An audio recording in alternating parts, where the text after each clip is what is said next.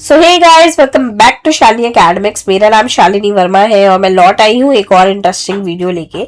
So guys, आज हम बात करेंगे स्पीच राइटिंग की और कितने मार्क्स का ये एग्जाम में आता है इसके बारे में समझेंगे और कैसे आपने प्रॉपरली प्रेजेंट करना है ताकि आपको पूरे नंबर मिल जाए। इन सब चीजों के बारे में देखेंगे। तो चलिए शुरू करते हैं।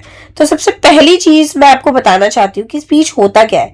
स्पीच क्या होता है? एक तरीके का भाषण होता है ना, जिसमें एक जना जो है वो बोल रहा होता है, ठीक है, और बाकी सारी जनता जो है उसको सुन रही होती है, वही स्पीच होती है।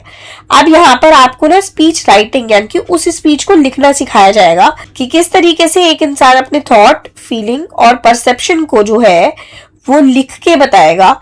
ठीक है, अब आगे बढ़ते हैं। कितने मार्क्स का ये देख लेते हैं। तो मेनली जो है आपके एग्जाम में 5 नंबर का आता है। 1 नंबर फॉर्मेट के मिलते हैं, 2 नंबर कंटेंट के मिलते हैं और 2 नंबर मिलते हैं एक्सप्रेशन के, कि आपने किस तरीके से एक्सप्रेस करा है, आपका सीक्वेंस अच्छा है या नहीं है। ठीक है, कंटेंट यानी कि आपका कितना वजनदार शब्द जो है और मीनिंगफुल चीजें आपने उसमें डाली है। और फॉर्मेट मतलब कि आपने ऊपर टॉपिक लिखा है, उसके बाद उसको जो है 3 पैराग्राफ में डिवाइड करके उसको समझाया है।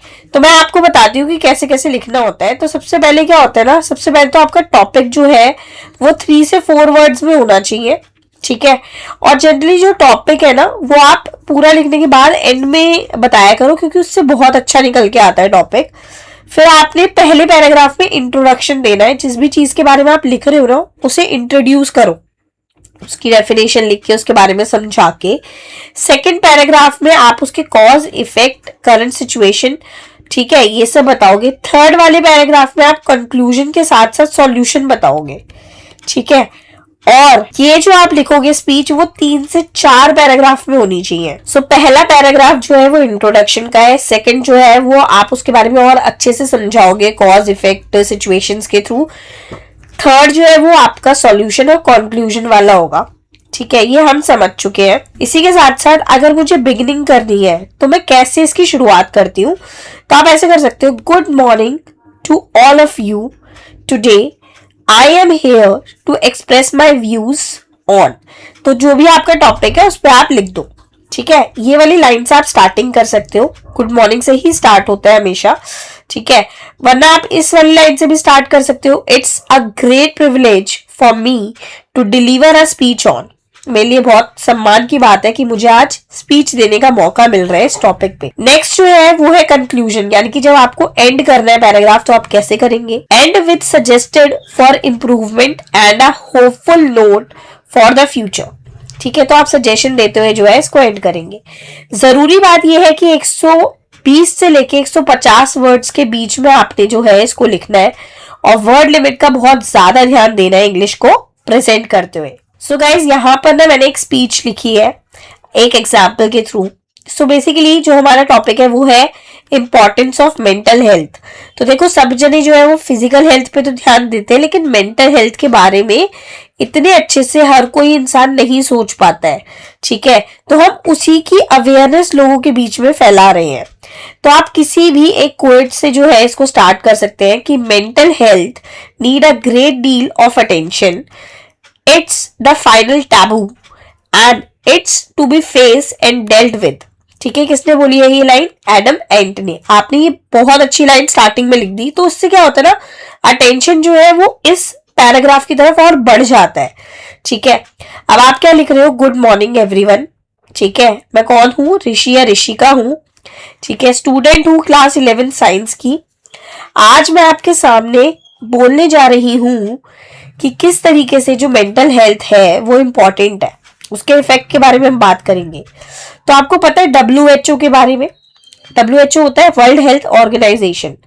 ठीक है, उन्होंने हमें ये बताया है कि हर 4 में से 1 इंसान जो है वो मेंटल हेल्थ से परेशान है और जूझ रहा है।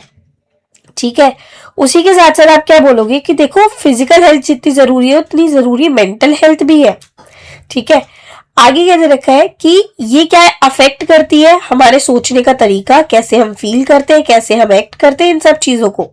और स्ट्रेस, एंजाइटी और डिप्रेशन जो है वो बढ़ता जा रहा है बच्चों के बीच में बिकॉज ऑफ एकेडमिक प्रेशर, पढ़ाई की वजह से, कंपटीशन की वजह से।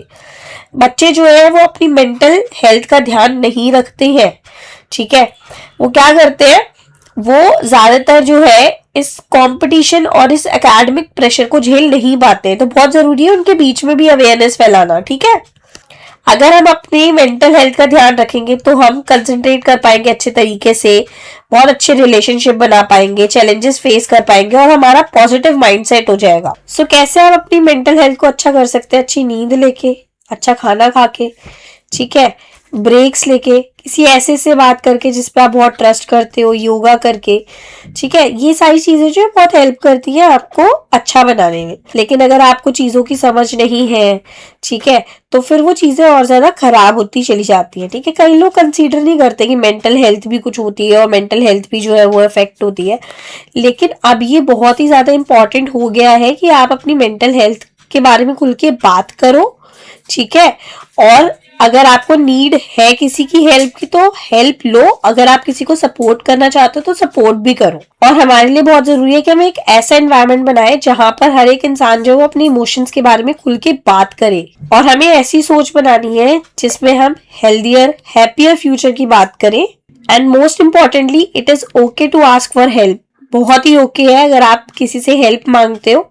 ठीक है, एंड ये बहुत जरूरी है कि अगर आप किसी से हेल्प मांगते हो, इससे आप वीक नहीं हो बल्कि कि आप बहुत स्ट्रांग हो, कि आप अपनी जरूरतों को समझ पा रहे हो और विदाउट एनी शाय ये सोचते हुए कि दुनिया क्या सोचेगी, समाज क्या सोचेगा अगर मैं ऐसा करूंगा, आप अपनी स्ट्रेंथ को दिखाते हो कि आपके अंदर एक्सेप्टेंस है और आप खुल के उसके बारे में बात करते हो।